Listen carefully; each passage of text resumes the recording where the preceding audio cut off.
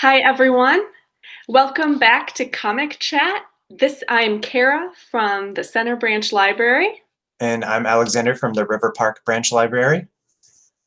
And today we didn't choose a theme, we chose an author because it turned out there was a whole lot of Grant Morrison on Hoopla that's available. And he does such varied works. And there were so many other comics we wanted to talk about that either featured him or were created by him that we figured it was just a really easy, comprehensive topic to talk about because he covers so much and it is all available. And as far as we know, the checkout limit is still extended and expanded. So you can check out all of these and then more and keep going and going and going.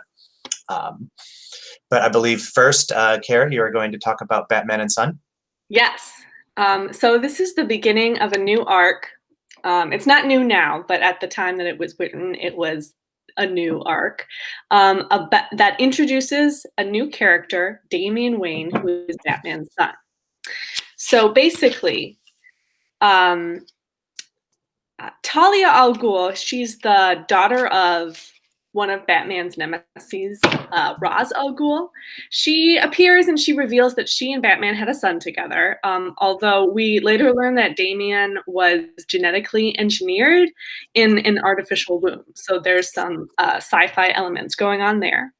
And he was raised for 10 years by the League of Assassins, so he is a really proud character and really ruthless and comes across as kind of a brat sometimes. And he's kind of thrown into Batman's world, and Batman has to deal with him, and he has to deal with Batman. And in trying to prove himself, he nearly kills Robin and beheads a crime lord. And of course, we all know that Batman's one rule is we don't kill. So there's sort of like that tension to contend with. But aside from all of the family drama going on here, there are a lot of elements in this arc and in this specific comic. At the beginning, and the comic begins with the Joker being shot by Batman, and as you know, as we said before, Batman's one rule is that he doesn't kill, and he also doesn't use guns. So we later find out that it was a Batman imposter. So that's one thematic strain that goes throughout the story. And then there's also a narrative in the middle about Joker trying to escape from the asylum. And then also we meet superheroes from England, including the Knight and the Squire. And we glimpse a possible future in which Damian Wayne becomes Batman after Batman's death. So there's a lot of different elements going on here, aside just from learning that Batman has a son. And it sort of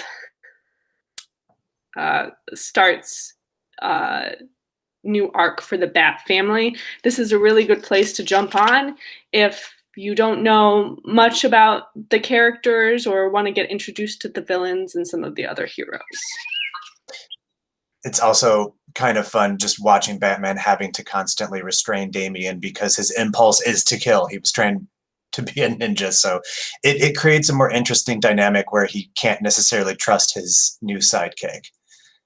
Right, exactly. When you have most of the time, most of his sidekicks just listen to him, or if they fight with him, then they eventually listen to him. Which then, like, I'm trying to remember if this is where like one of the origins of Red Hood, or if that comes later or separately. But yeah, it's hard to remember where all of those origins start. I can't say for sure. I thought Red Hood came earlier, but it's possible that he comes in later. Yeah. With the reboots and everything, sometimes like the timeline doesn't even matter. You just because they kind of reintroduce things and characters along the way once they reboot the comic anyway. Yep. And I guess that's probably a good transition. Speaking of dropping into a new narrative, next we're going to talk about the 1989 Batman Arkham Asylum, Serious House on Serious Earth. This is now just a straight up classic. If you go through and look at the art, Dave McKean, this is so late 80s, early 90s. Very impressionistic. Basically, it turns out that there's a huge hostage crisis in Arkham, and the Joker demands that Batman present himself to the asylum to join them, because Joker believes that he belongs there, and that is a constant thread since in pretty much everything Batman related is he is also not truly sane at all. He's got his own weird obsessions, and so this book does a good job of deconstructing Batman, deconstructing Joker. Mad Hatter, Two-Face have their own moments. Killer Croc's in here. I'm not really going to spoil the end because it is a very good self-contained story, especially if you like the video games of the same name. The first one, Arkham Asylum, it's not direct from this, but it's very. If this book didn't exist, the story, the plot line in the game would make no sense. But it's weird to go back because it's very edgy, and now we're kind of post edginess as a cultural consciousness. But reading it as an artifact at the time, this was a revelation, because you remember how cartoony Batman was for a very, very long time, and this one gave it both an artistic and a significantly darker look. And you forget that some of these comics weren't always like this, that they weren't always breaking down and showing blood and gore and like right. So many of them now are just very graphic in terms of like the bloodiness, and you know, when people are killed in comics, you see like their intestines and all of that. Yes. Comics didn't have psychological horror before. Right. So yeah, this one was really just a straight up milestone. It really feels more Dave McKean than Grant Morrison, although there is a lot of Morrison stuff where he loves like just turning villains on their head and the old concepts of things. So like Two-Face factors really heavily in this, which I really like. You can see this influence throughout the rest of all Batman media. This is one of the earliest depictions of Joker that treats him the way that we treat him, as like not funny, insane, just insane with his own unique sense of humor. Yeah, and that really becomes a hallmark, I think, of Batman, that psychological horror. It hasn't been the same since. Yeah. All right. Now, speaking of turning villains on their head, that is one thing that this next comic does. This is actually one of my favorite comics out there right now. Written, of course, by Grant Morrison and Dan Mora. And it is the dark origin story of Santa Claus.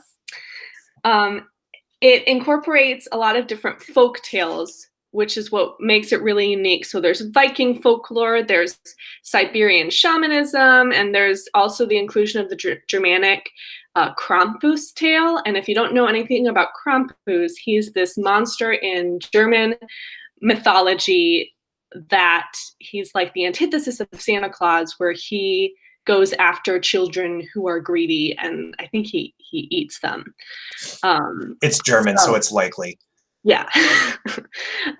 So we're using like a lot of really dark fairy tales in this, which it puts interesting spin on it. So it begins with Claus. He's a wild man returning from the snowy wilderness to his childhood village, and he has like a pet wolf by his side. And he finds his village, and it's poor and it's oppressed. All the men have to work in the mines. Children are not allowed to have any toys, and in fact, like one child picks up a rock and begins to play with it, and then the soldiers take it away from him. And all of these toys that the children have are being taken to Lord Baron's son. So Lord Baron is the person who is in charge of the village now. And they also cannot decorate for Yuletide. So there's just no joy in this village at all. So he's run out of town, but then he conjures toys overnight with a magic flute, and then he begins sneaking back into the town night after night to deliver toys to the children. It goes more into Klaus's backstory, so we learn that the town was once a bright and happy place, and he has sort of a history with Lord Baron and Baron's wife, and there are lots of twists and turns. And Grant Morrison really challenges the idea of like who you think these characters are, and they really have full, rich character arcs. And also, the art is just so lovely. I love this art so much. So I would highly recommend this one, even though it is not Christmas. It's still a really good one to read. Time means nothing anymore, and I think we could all use a little Christmas right now. Yes, yes. All right, so the last one we're going to talk about is Animal Man. And if you haven't heard of Animal Man as a DC superhero, that's kind of the point. What I really, really love about this comic is you'll notice he's also screaming like the animal. What happens if you're a superhero that has kind of like C-list powers versus a Superman and Green Lantern and Wonder Woman? So it follows Animal Man. He's got these kind of like roguish powers, like Rogue from X-Men, where he can absorb an animal power for a bit. So flight, super strength. Like at one point, he gets the strength of T-Rex. So he's got these useful powers, but he's trying to join Justice League International because he feels like he's not appreciated. He has a wife and kids. And so it breaks down a lot of those things of what happens if you're like, say there are hundreds of superheroes in the world. What happens if you're not Superman and you don't get the recognition you deserve? Does that give you a chip on your shoulder? And then in true Grant Morrison fashion, at one point, Animal Man's wife and kids are killed, and he confronts the author directly. Grant Morrison puts himself in the comic. There's a Wile E. Coyote bit. And he eventually, like Animal Man tells him, like, you didn't need to do this for the narrative, by the way. You could do better stakes. And so he brings the wife and kids back. And so it's extremely self-referential. It breaks the fourth wall constantly, and it makes it a really interesting read, especially if you're coming from traditional comics without that self-awareness, to kind of just like anytime you start playing with the tropes, you get to have fun, and it's almost freeing. And it's a neat way to reboot a character or to present a character that maybe isn't going to be, Superman, Batman, Wolverine, Spider-Man. And you start to see this type of influence in all sorts of other comics. I remember the beginning of Civil War has a similar thing where it's, a reality TV show of the new warriors who are B or C listers trying to be relevant in a world of Spider-Man and Iron Man and Thor. And so all these things that Grant Morrison does, you start to see decades later just as the norm in comics. Deadpool wouldn't exist without this, for instance. The idea of the superhero confronting the author itself and the alternate universes and everything. But it's a really interesting, fun read. He's also woke in an era when that was well before. He kind of goes eco-terrorist a few times. So yeah, it's a neat, weird one. If you want kind of an antithesis to your standard superhero comics, it's a neat read. Nice. And there's sort of like that deconstruction, the same with the Arkham Asylum one too. So I feel like that's a theme here with all of these, where he kind of like turns these tropes on their heads. I mean, it's straight from Watchmen. Morrison is really one of the first you saw with that influence and really took it and ran with it. And I feel like the comics are all richer because of it. And self-awareness has hurt nobody. It's only made things better. Exactly. Yeah. So these are some really good ones to start with. And that about wraps us up for Comic Chat. Thank you, everyone. And tune in next time. Yep. Thank you, guys.